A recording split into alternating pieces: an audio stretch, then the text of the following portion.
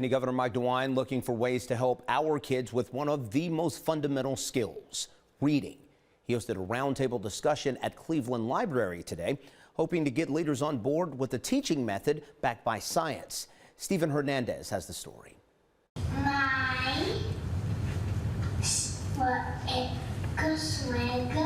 Reading, a skill that can determine your child's future.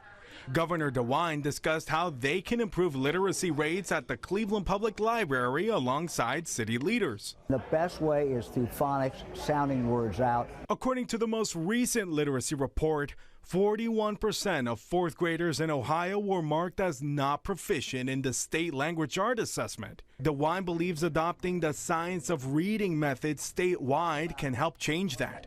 You give the kids the tools so they can, in fact, decode the words, as they say, and it works. During the roundtable, members talked about how uniting the state under one system can help teachers and parents as well. You can come together as a collective and have conversations about the same type of strategies. There are some definite important connectors to the entire family and its literacy progress.